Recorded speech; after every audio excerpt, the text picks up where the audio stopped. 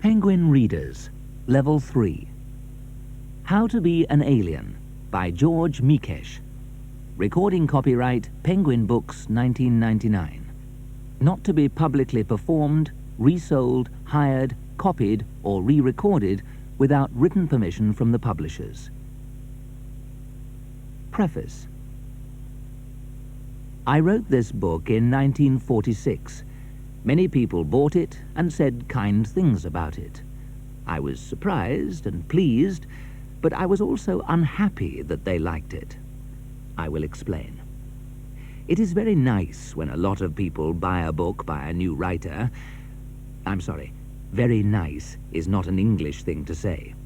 It is not unpleasant when a lot of readers like a new book. Why was I unhappy? I wrote this book to tell the English what I thought about them, or where to get off, as they say. I thought I was brave. I thought, this book is going to make the English angry. But no storm came. The English only said that my book was quite amusing. I was very unhappy. Then, a few weeks later, I heard about a woman who gave this book to her husband because she thought it was quite amusing. The man sat down, put his feet up, and read the book. His face became darker and darker. When he finished the book, he stood up and said, "Rude. Very, very rude." He threw the book into the fire. What a good Englishman. He said just the right thing, and I felt much better. I hoped to meet more men like him, but I never found another Englishman who did not like the book. I have written many more books since then, but nobody remembers them. Everybody thinks How to Be an Alien is the only book that I have ever written. This is a problem. I am now in the middle of writing a very large and serious book, 750 pages long, about old Sumeria. I will win the Nobel Prize for it. It will make no difference. People will still think How to Be an Alien is the only book that I have ever written. People ask me, when are you going to write another How to Be an Alien? I'm sure they mean to be kind, but they cannot quite understand my quiet reply. Never, I hope. I think I am the right person to write about How to Be an Alien. I am an alien. I have been an alien all my life. I first understood that I was an alien when I was 26 years old. In my country, Hungary, everybody was an alien, so I did not think I was very different or unusual. Then I came to England and learned that I was different. This was an unpleasant surprise. I learned immediately that I was an alien. People learn all important things in a few seconds. A long time ago, I spent a lot of time with a young woman who was very proud of being English. One day, to my great surprise, she asked me to marry her. "No," I replied. "I cannot marry you. My mother does not want me to marry a foreigner." She looked surprised and replied, "Me? A foreigner? What a funny thing to say. I'm English. You are the foreigner, and your mother is a foreigner too." I did not agree. "Am I a foreigner in Budapest too?" I asked. "Everywhere," she said. "If it's true that you're an alien in England, it's also true in Hungary and North Borneo and Venezuela and everywhere." She was right, of course, and I was quite unhappy about it. There is no way out of it. Other people can change. A criminal can perhaps change his ways and become a better person, but a foreigner cannot change. A foreigner is always a foreigner. He can become British, perhaps. He can never become truly English. So it is better to understand that you are always a foreigner. Maybe some English people will forgive you. They will be polite to you. They will ask you into their homes, and they will be kind to you. The English keep dogs and cats, and they are happy to keep a few foreigners too. This book offers you some rules about being an alien in England. study them carefully. They will help you to be more like the English. If you are like the English, they think you are funny. If you are not like them, they think you are even funnier. 1. How to be an alien. The most important rules. A warning to beginners. In England, everything is different. You must understand that when people say England, they sometimes mean Great Britain, England, Scotland and Wales, sometimes the United Kingdom, England, Scotland, Wales and Northern Ireland, sometimes the British Isles, England, Scotland, Wales, Northern Ireland and the Republic of Ireland, but never just England. On Sundays in Europe, the poorest person wears his best clothes and the life of the country becomes happy, bright and colourful. On Sundays in England, the richest people wear their oldest clothes and the country becomes dark and sad. In Europe, nobody talks about the weather. In England, you have to say, "Nice day, isn't it?" about 200 times every day, or people think you're a bit boring. In Europe, you get Sunday newspapers on Monday. In England, a strange country, you get Sunday newspapers on Sunday. On a European bus, the driver uses the bell if he wants to drive on past a bus stop without stopping. In England, you use the bell when you want the bus to stop. In Europe, people like their cats, but in England, they love their cats more than their family. In Europe, people eat good food. In England, people think that good manners at the table are more important than the food you get to eat.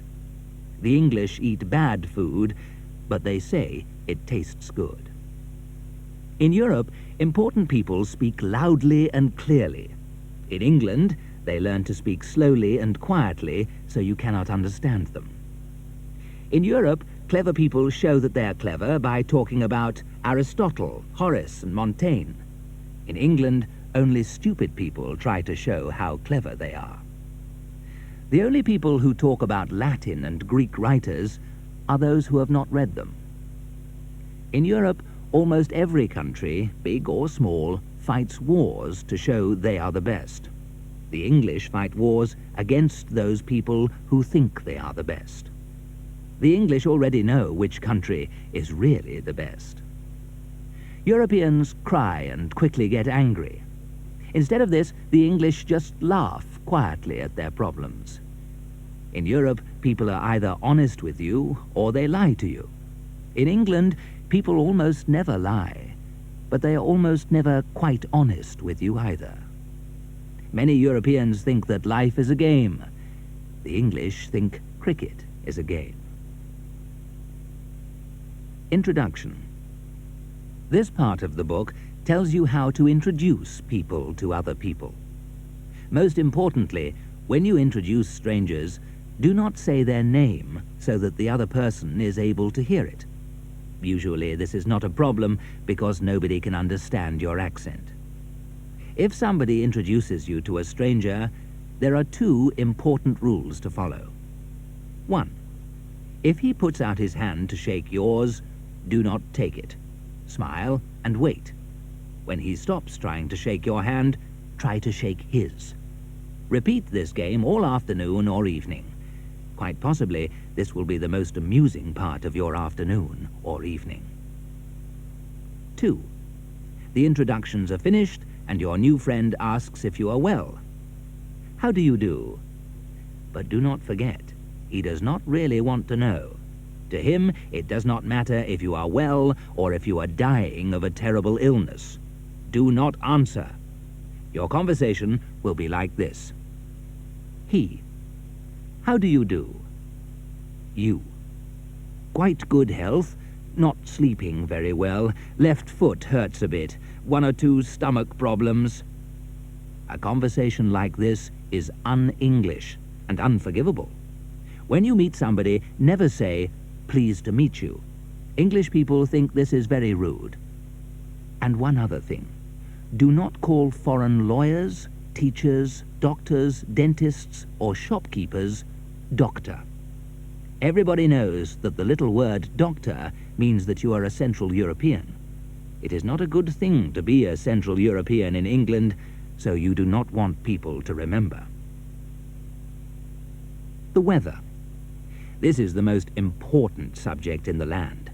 In Europe, people say, he is the type of person who talks about the weather, to show that somebody is very boring. In England, the weather is always an interesting, exciting subject, and you must be good at talking about it. Examples for conversation. For good weather. Nice day, isn't it? Isn't it beautiful? The sun, isn't it wonderful? Yes, wonderful, isn't it? It's so nice and hot. I think it's so nice when it's hot, isn't it? I really love it, don't you? For bad weather.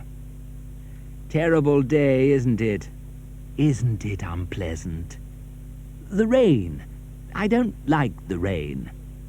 Just think, a day like this in July. It rains in the morning, then a bit of sun, and then rain, rain, rain all day.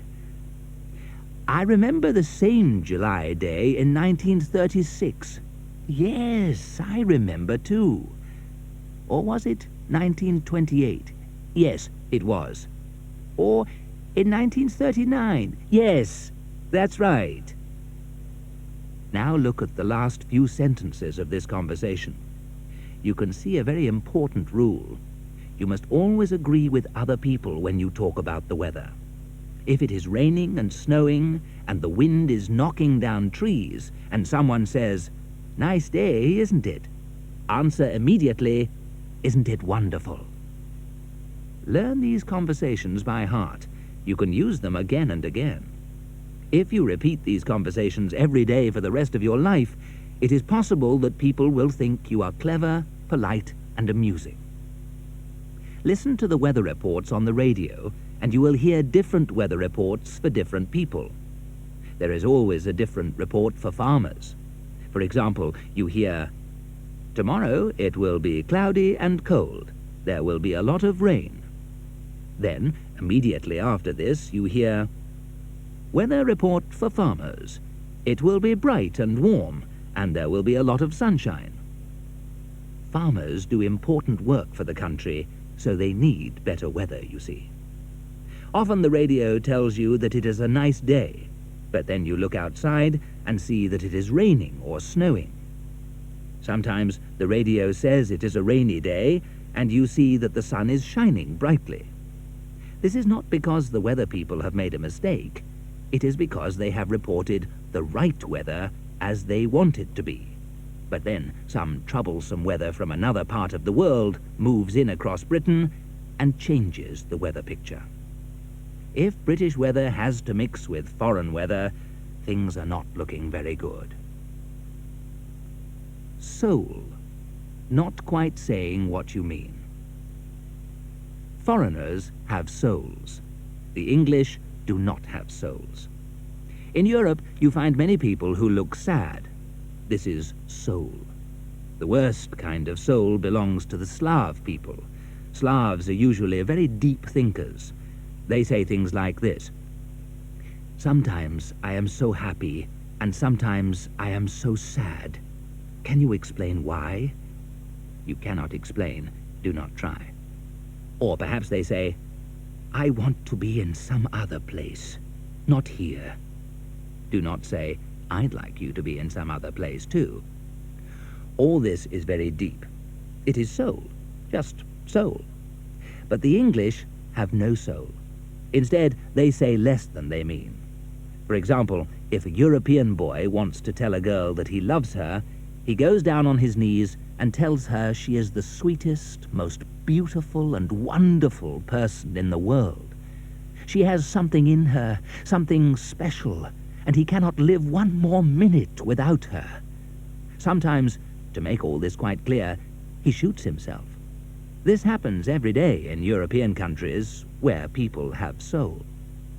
In England, the boy puts his hand on the girl's shoulder and says quietly, "You're all right, you know." If he really loves her, he says, I really quite like you, in fact. If he wants to marry a girl, he says, I say, would you... If he wants to sleep with her, I say, shall we... Tea. Tea was once a good drink. With lemon and sugar, it tastes very pleasant. But then the British decided to put cold milk and no sugar into it. They made it colourless and tasteless. In the hands of the English, tea became an unpleasant drink, like dirty water, but they still call it tea. Tea is the most important drink in Great Britain and Ireland. You must never say, I do not want a cup of tea, or people will think that you are very strange and very foreign. In an English home, you get a cup of tea at 5 o'clock in the morning when you are still trying to sleep. If your friend brings you a cup of tea and you wake from your sweetest morning sleep, you must not say, I think you are most unkind to wake me up, and I'd like to shoot you. You must smile your best 5 o'clock smile and say, thank you so much. I do love a cup of tea at this time of the morning. When your friend leaves the room, you can throw the tea down the toilet. Then you have tea for breakfast.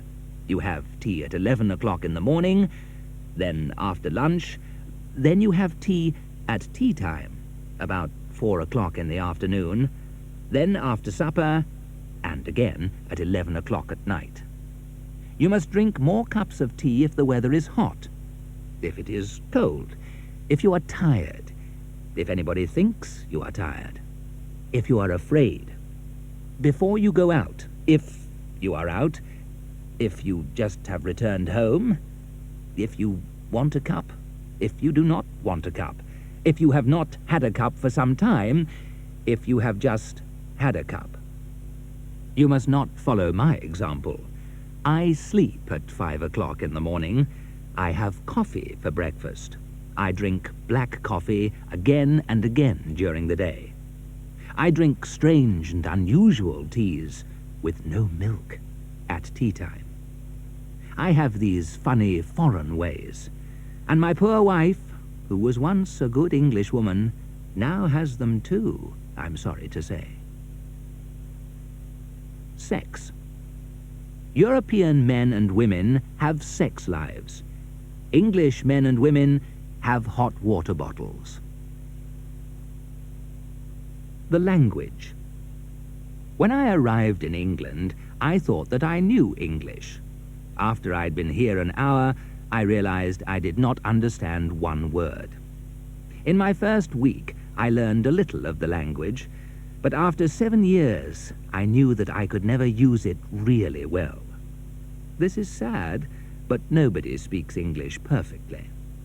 Remember that those 500 words the ordinary Englishman uses most are not all the words in the language. You can learn another 500, and another 5,000, and another 50,000 words after that, and you will still find another 50,000 you have never heard of. Nobody has heard of them. If you live in England for a long time, you will be very surprised to find that the word nice is not the only adjective in the English language. For the first 3 years, you do not need to learn or use any other adjectives. You can say that the weather is nice, a restaurant is nice, Mr. So-and-so is nice, Mrs. So-and-so's clothes are nice, you had a nice time, and all this will be very nice. You must decide about your accent. You will have your foreign accent, all right, but many people like to mix it with another accent. I knew a Polish Jew who had a strong Yiddish-Irish accent. People thought he was very interesting. The easiest way to show that you have a good accent, or no foreign accent, is to hold a pipe or cigar in your mouth, to speak through your teeth, and finish all your sentences with the question, "Isn't it?" People will not understand you, but they will think that you probably speak very good English. Many foreigners try hard to speak with an Oxford accent. The city of Oxford has a famous university. If you have an Oxford accent, people think that you mix with clever people and that you are very intelligent. But the Oxford accent hurts your throat and is hard to use all the time. Sometimes you can forget to use it, speak with your foreign accent, and then where are you? People will laugh at you. The best way to look clever is to use long words, of course.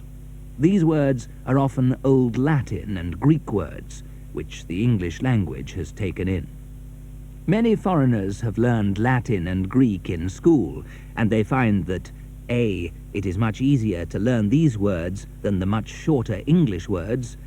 B, these words are usually very long and make you seem very intelligent when you talk to shopkeepers and postmen. But be careful with all these long words. They do not always have the same meaning as they once had in Latin or Greek.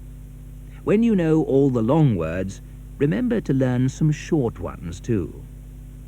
Finally, there are two important things to remember. 1. Do not forget that it is much easier to write in English than to speak English, because you can write without a foreign accent. 2. On a bus or in the street, it is better to speak quietly in good German than to shout loudly in bad English. Anyway, all this language business is not easy. After 8 years in this country, a very kind woman told me the other day, "You speak with a very good accent, but without any English." How not to be clever. "You foreigners are so clever," a woman said to me some years ago. I know many foreigners who are stupid. I thought she was being kind, but not quite honest. Now I know that she was not being kind. These words showed that she did not like foreigners. Look at the word clever in any English dictionary. These dictionaries say clever means quick, intelligent. These are nice adjectives, but the dictionaries are all a little out of date. A modern Englishman uses the word clever to mean possibly a bit dishonest, un-English, un-Scottish, un-Welsh. In England, it is bad manners to be clever or proud of your intelligence. Perhaps you know that 2 and 2 make 4, but you must never say that 2 and 2 make 4. The Englishman is shy and quiet. He does not show that he is clever. He uses few words, but he says a lot with them. A European, for example, looks at a beautiful place and says, "This place looks like Utrecht, where a war ended on the 11th of April, 1713. The river over there is like the Guadalquivir in the Sierra de Cazorla and is 650 kilometers long. It runs southwest to the Atlantic Ocean." Rivers. What does so-and-so say? Did I tell you about... You cannot speak like this in England. An Englishman looks at the same place. He is silent for 2 or 3 hours, and then he says, "It's pretty, isn't it?" An English girl, of course, understands it is not clever to know if Budapest is the capital city of Romania, Hungary, or Bulgaria. It is so much nicer to ask, when someone speaks of Barbados, Banska Bystrica, or Fiji, "Oh, those little islands, are they British?" Once they usually were. How to be rude. It is easy to be rude in Europe. You just shout and call people animal names.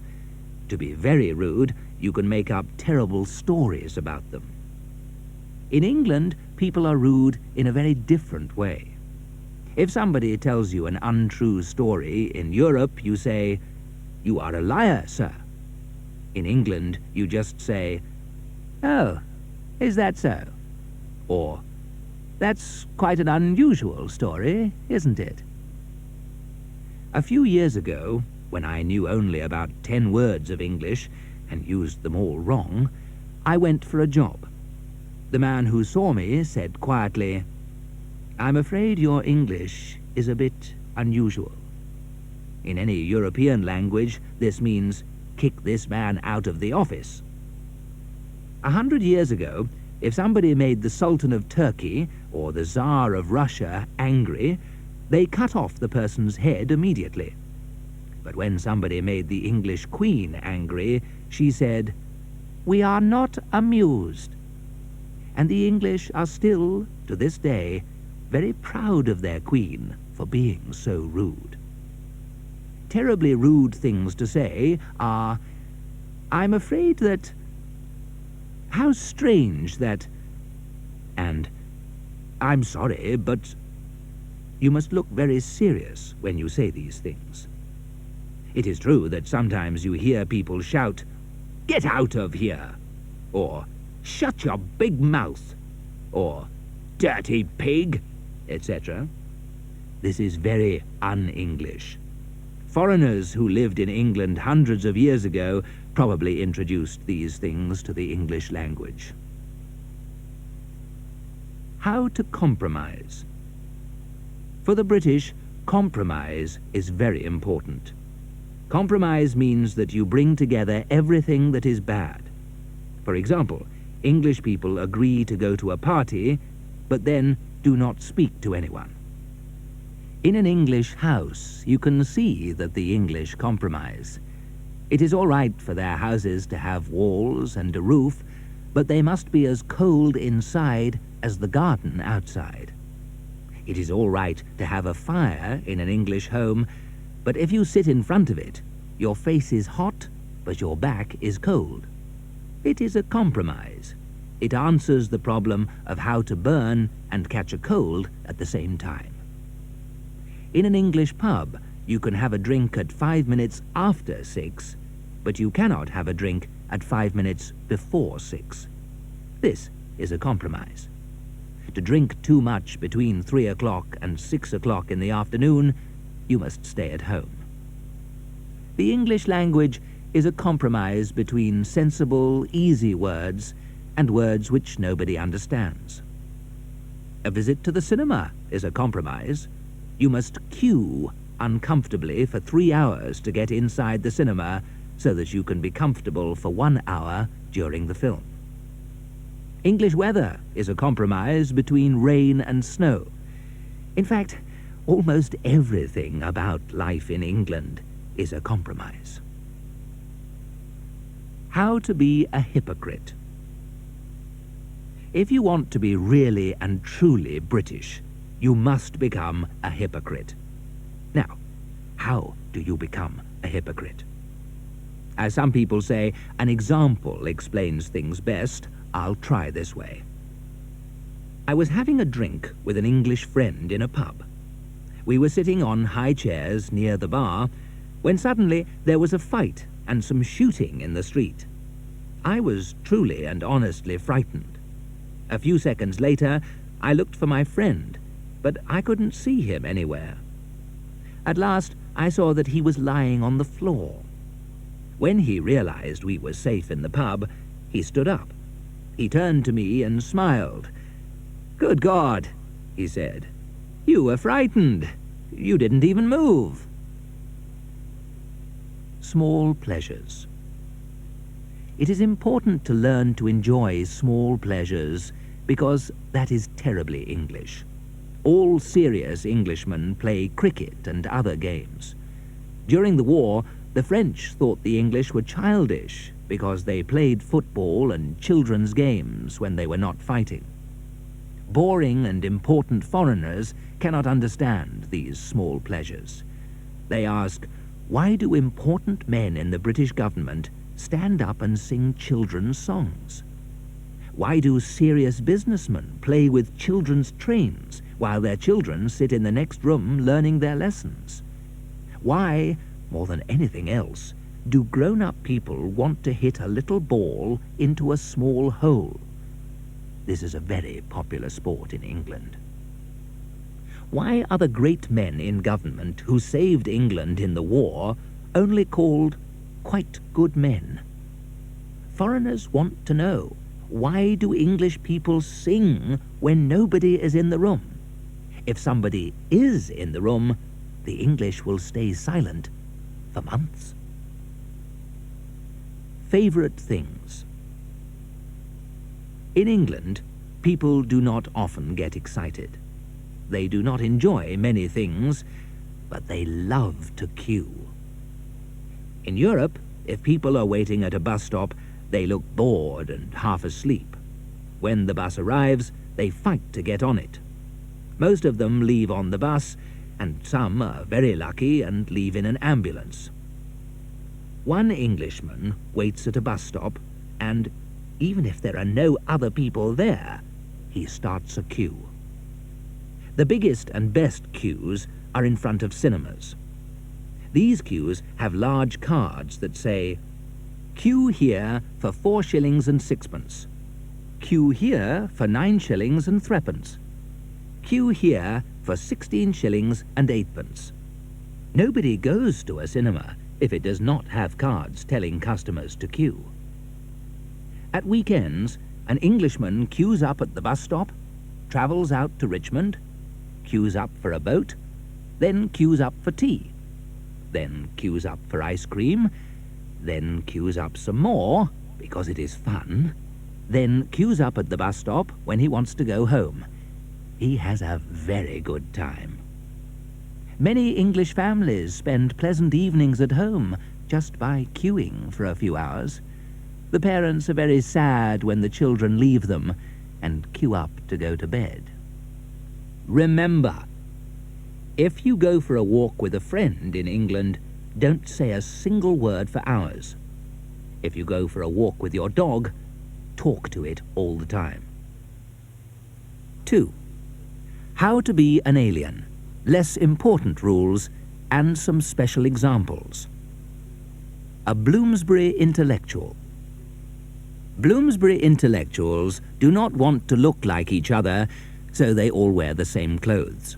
Brown trousers, yellow shirt, green and blue jacket. They also like purple shoes. They choose these clothes very carefully to show that they do not think clothes are important.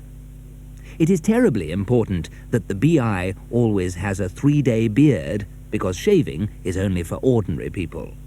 Some BIs think washing is only for ordinary people too.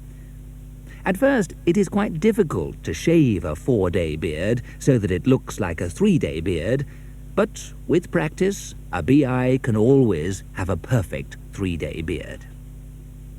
To be a Bloomsbury intellectual, you must be rude, because you have to show day and night that the silly little rules of the country are not meant for you.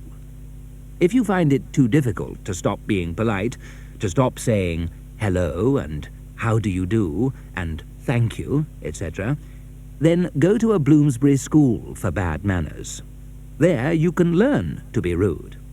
After 2 weeks, you will not feel bad if, on purpose, you stand on the foot of somebody you do not like as you get on the bus. Finally, remember the most important rule. Always be different. Only think and talk about new ideas. This is not difficult. Just think and talk about the same new ideas that other Bloomsbury intellectuals think and talk about. Mayfair Playboy.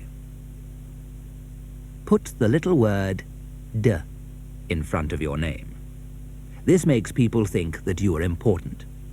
I knew a man called Leo Rosenberg from Graz, who called himself Lionel de Rosenberg, and everyone thought he was an Austrian prince.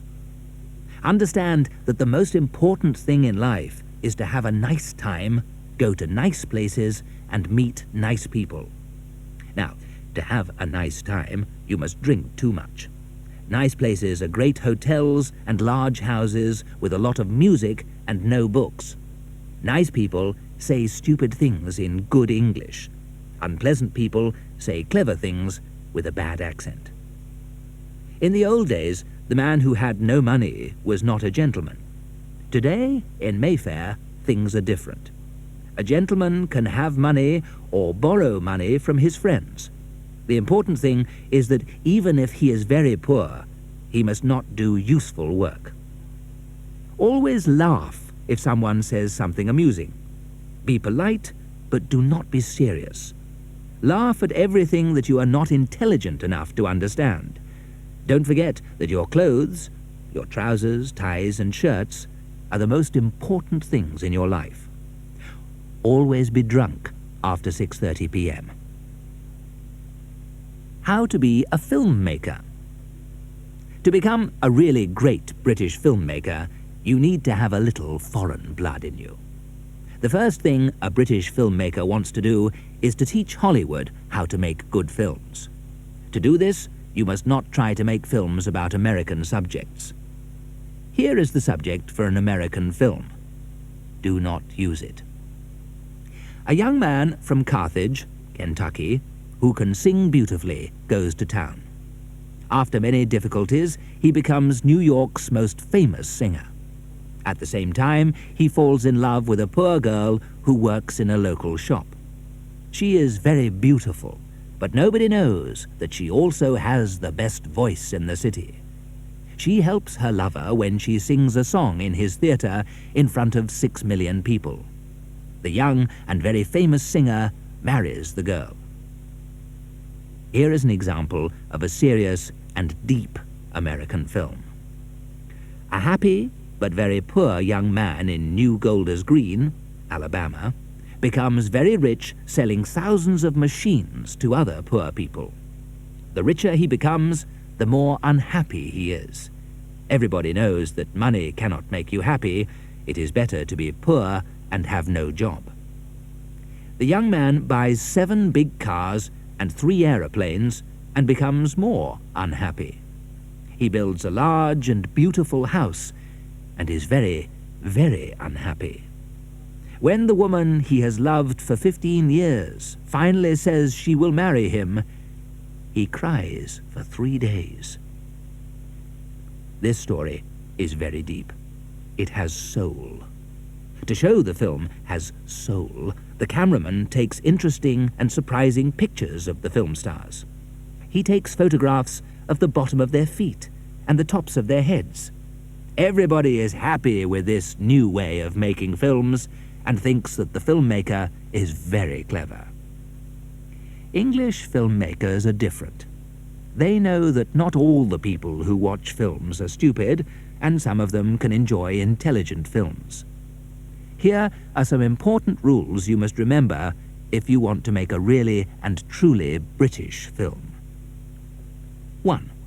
The famous writer, Mr. Noel Coward, says that he met a man who once saw a Cockney. Cockneys are people who were born in the east of London. They cannot speak good English and they cannot say the letter H, but they are kind and have big hearts. Now all good people in films are Cockneys, and every British film must have a Cockney. 2. Nothing is too good for a British filmmaker. He must have the best. I have heard of a man, I do not know if this story is true, but it shows how British filmmakers work, who made a film about Egypt. He built a sphinx in England. He sailed to Egypt, where there is a real sphinx, and he took his own sphinx. He was quite right to do this, because the Egyptian sphinx is very old, and great filmmakers do not use anything old. Secondly, the old sphinx is good enough for the Egyptians, but the Egyptians are foreigners. British filmmakers need something better. 3. To make a good film, change the story and the people a little. Make Peter Pan, a famous children's story, into a murder story. Make the concise Oxford Dictionary into a funny film and sing all the words. Driving cars. It is the same to drive a car in England as any other country. To change a car wheel in the wind and rain is as pleasant outside London as outside Rio de Janeiro. It is no more funny to try to start your car in Moscow than in Manchester. If your car stops moving anywhere, in Sydney or in Edinburgh, you will still have to push it. But the English car driver is different from the European car driver, so there are some things you must remember when you drive in England. 1. In English towns, you must drive at 30 miles an hour. The police watch carefully for drivers who go too fast. The fight against bad drivers is very clever and very English. It is difficult to know if a police car is following you, but if you are very intelligent and have very good eyes, you will see these cars. Remember, A, the police always drive blue cars. B, 3 policemen sit in each car. C, you can read the word police in large letters on the front and back of these cars. 2. I think England is the only country in the world where you must leave your car lights on when you park your car at night in a busy street with lots of street lights. Then, when you come back to the car, you cannot start it again. The car will not work. It is dead. But this is wonderful. There are fewer cars on the road, and the number of road crashes goes down. This makes the roads safe. 3. Only car drivers know the answer to this difficult question. What are taxis for? A person who is walking and looking for a taxi knows they are not there to carry passengers. Taxis are on the road to teach good manners to car drivers. They teach us never to be too brave. They make us remember that we do not know what the next minute will bring for us, if we can drive down the road, or if a taxi will hit us from the back or the side. 4. Car drivers are at war with other people. If you park your car in the city, the West End of London, or many other places, 2 or 3 policemen will run up and tell you, "You cannot park here. Move along." So, where can you park? The policemen do not know. "Try a place 30 miles down the road near the sea in the village of Minchinhampton," they say. 3 cars can park there for half an hour on Sunday morning between 7 and 8 a.m. The police are right. Cars need to move, and move fast, not stop. Some people think that the police are wrong. They do not want to drive their cars. They think cars are built to park and not to move. These people drive out of central London to the great park Hampstead Heath, or to the river at Richmond on a beautiful sunny day. They park their cars, close the windows, and go to sleep. They are very uncomfortable, and they sleep badly, of course. It is hot. But they say they are having a nice afternoon's holiday. 3 games for bus drivers. If you become a bus driver in England, play these 3 very amusing games. 1. Drive along the street and suddenly turn right. Don't tell anybody. It is very amusing. Other drivers do not know that you are going to turn right, and they crash into your big bus with their little cars. 2. Drive up to a bus stop. Hide behind a large lorry or another bus.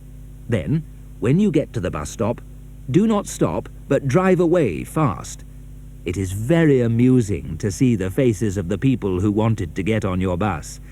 They are angry. They will have to wait all day for another bus. 3. If you stop the bus at a bus stop, drive away again quickly and suddenly. If you are lucky, people will try to get on your bus, and they will fall off when you drive away. It is very amusing for the driver to see these people fall off the bus. Sometimes people fall down and get dirty, or sometimes they break their leg, and they always get angry. Some people are very boring. They won't laugh at anything. How to plan a town. The English like to be uncomfortable. They think that this makes them strong. Only weak people from Europe live in comfortable, pleasant towns. People who build English towns want to make everything difficult. In Europe, doctors, lawyers, and people who sell books have their houses and shops together in different parts of the town, so you can always find a good, or a bad but expensive, doctor anywhere. In England, your address is important. In London, all the doctors live and work in Harley Street. All the lawyers are in Lincoln's Inn Fields, and all the booksellers are in the Charing Cross Road. The newspaper offices are all in Fleet Street. The people who make men's clothes are all in Savile Row, and the car salesmen are in Great Portland Street. Theatres are near Piccadilly Circus, and cinemas are in Leicester Square. Soon, all the fruit and vegetable shops will move to Hornsey Lane, all the butchers to the Mile End Road, and all the men's toilets to Bloomsbury. Now, I want to tell you about how to build an English town. You must understand that an English town is built to make life as difficult as possible for foreigners. 1. First of all, never build a straight street. The English do not like to be able to see two ends of a street. Make bends in the streets or make them S-shaped. The letters L, T, V, Y, W, and O also make good shapes for streets. It would please the Greeks if you built a few phi or beta-shaped streets. Maybe you could build streets like Russian or Chinese letters too. 2. Never build all the houses in a street in a straight line. The British are free people, so they are free to build their houses in circles. 3. Make sure that nobody can find the houses. European people put the numbers 1, 3, 5, 7 on one side of the street and 2, 4, 6, 8 on the other side of the street. The small numbers always start from the north or west. In England, they start the numbers at one end of the street, then suddenly stop and continue the numbers on the opposite side, going back the other way. You can leave out some numbers, and you can continue the numbers in a side street. You can also give the same number to 2 or 3 houses. And you can do more. Many people do not have numbers on their houses. Instead, they give their houses names. It is very amusing to go to a street with 350 houses and to look for a house called The House. Or you can visit a house called Orange Tree House and find that there are 3 apple trees in the garden. 4. If the road bends, give a different name to the second part of it. But if it bends a lot, so it is really 2 different streets, you can keep the same name. If the street is long and straight, give it many different names. High Holborn, New Oxford Street, Bayswater Road, Notting Hill Gate, Holland Park, etc. 5. Some clever foreigners will find the street that they want, so make it harder for them. Call the street by another name. Don't just call it a street. Call it a road, way, park, garden, etc. Now try this. A. Put all the streets with the same name in the same part of town. Belsize Park, Belsize Street, Belsize Gardens, Belsize Way, etc. B. Put a number of streets with the same name in different parts of the town. If you have 20 Prince's Squares and 20 Warwick Roads, nobody will be able to find the right place. 6. Paint the street name in large letters on a piece of wood. Hide this piece of wood carefully. Put it very high on the wall, or very low behind the flowers in someone's garden, or in a shadow, anywhere where people cannot see it. Even better, take the street name to your bank and ask the bank to keep it for you. If you don't, somebody will find out where they are. 7. To really worry foreigners, make 4 streets into squares like this. See the picture at the top of page 32. In this way, it is possible to build a street which has 2 different names, one name for each side of it. Civil servants. English civil servants are very different from European civil servants. In Europe, but not in Scandinavian countries, Civil servants seem to think that they are soldiers. They shout and give you orders. When they speak, you hear the sound of guns. They cannot lose wars, so they lose their papers instead. They think the most important thing in the world is to make more jobs for more civil servants. A few difficult people, who are not civil servants, make life hard for them. They ask too many questions, or they have terrible problems. European civil servants know what to do to these difficult people. They make them wait in cold and dirty waiting rooms. They make them stand up all the time, and they shout at them in a rude way. If a difficult person asks for something, the civil servant always smiles happily and says no. Sometimes European civil servants play this clever little game. A difficult person goes to a civil servant's office on the 3rd floor and asks a question. "I don't know," the civil servant says. "Go and ask the civil servant in the office on the 5th floor." The difficult person goes to the office on the 5th floor and asks the question again. "I don't know," the civil servant on the 5th floor says. "Go to the office on the 2nd floor." The difficult person goes to the office on the 2nd floor and asks the question again. "Go to the 3rd floor," the civil servant on the 2nd floor says. So the difficult person goes back to the office on the 3rd floor and speaks to the same civil servant in the same office again.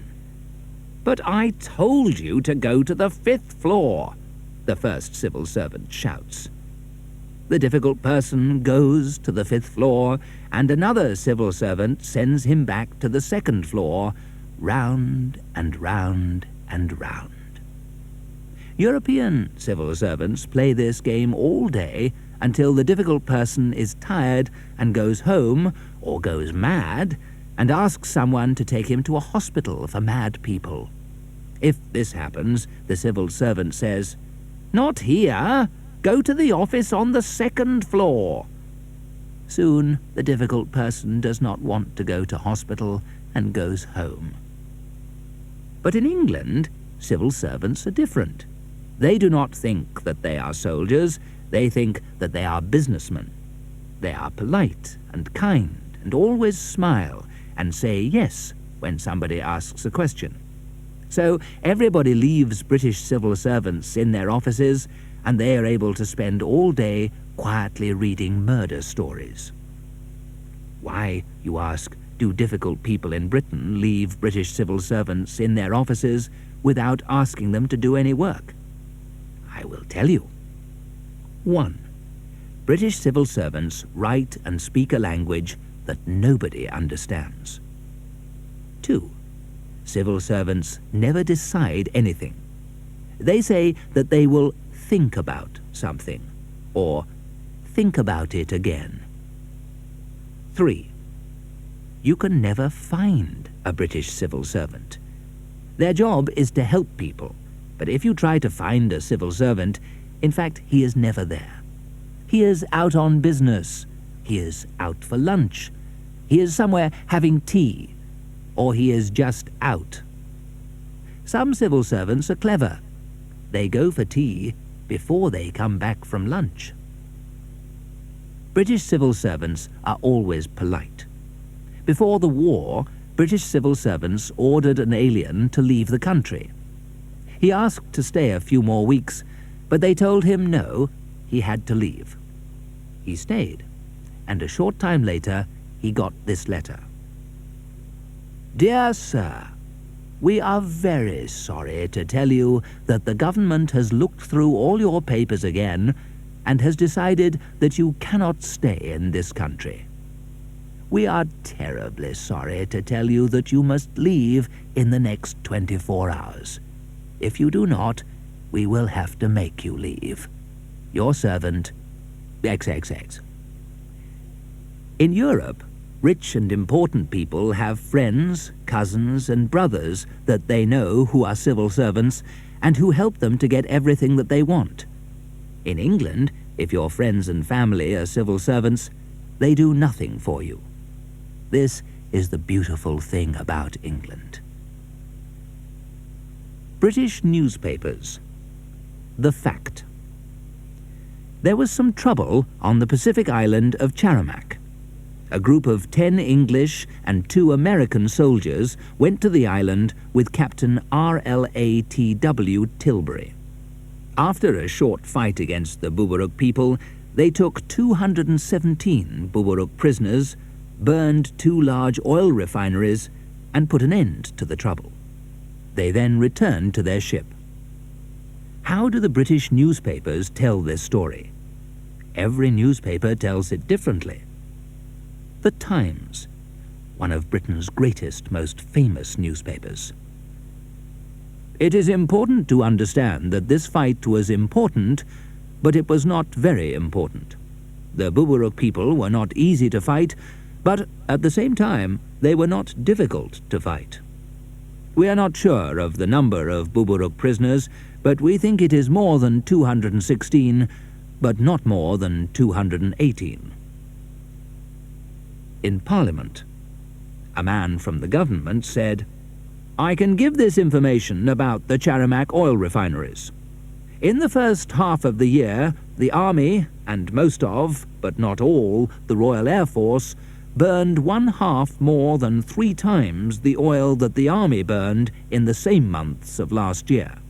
This is 7.5 times more than the 2/5 that they burned 2 years ago, and 3/4 more than 12 times 1/6 that they burned 3 years ago." Someone jumped to his feet and asked if the government knew that the British people were worried and angry because the army went into Charamak but not into Ragamak. The government speaker said, "I have nothing to say about that, sir. I said everything when I spoke on the 2nd of August, 1892. Evening Standard, a London evening newspaper. The most interesting thing about the fight on Charamak is Reggie Tilbury. He is the 5th son of the Earl of Bayswater. He went to Oxford University and is good at several sports. When I talked to his wife, Lady Clarice, the daughter of Lord Ellison, today, she wore a black suit and a small black and yellow hat. She said Reggie was always very interested in war. Later she said, "It was very clever of him, wasn't it?" Perhaps you decide to write a letter to the Times about all this. Sir, about the fight on Charamak.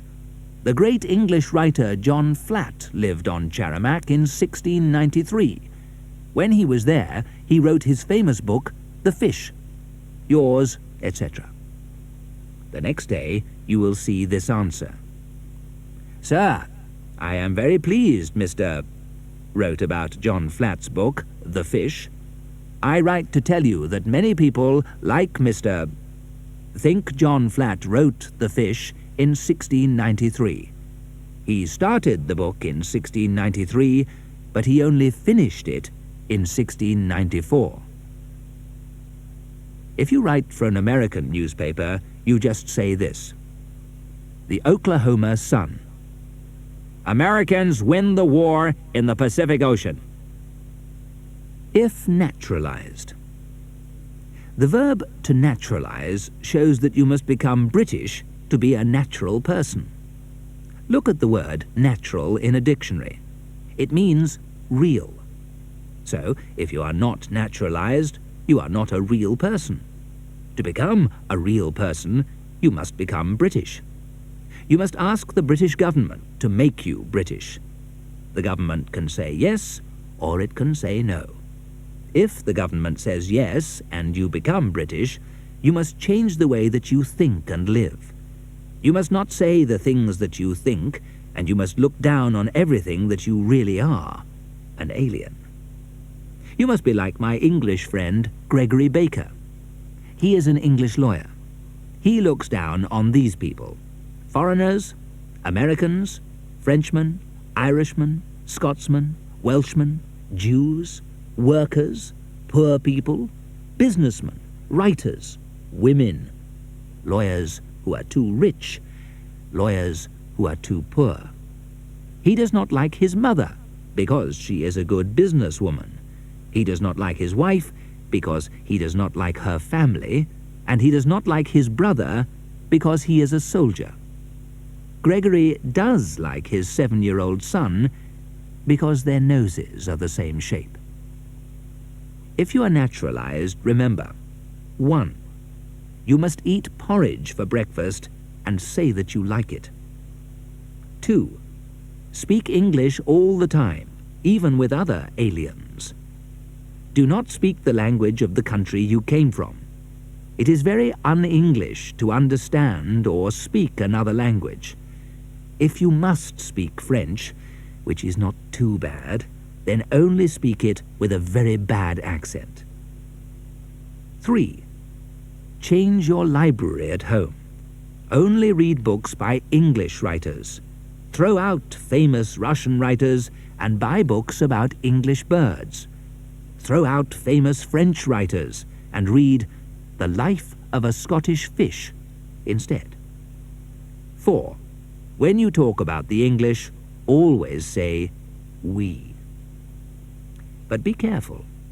I know a naturalized British man who repeated we Englishmen when he was talking to another young man. The young man looked at him, took his pipe out of his mouth, and said quietly, "Sorry, sir, but I'm a Welshman." Then he turned his back and walked away. The same naturalized British man was listening to a conversation between 2 English women. "The Japanese have shot down 22 aeroplanes in the last few days," one of them said.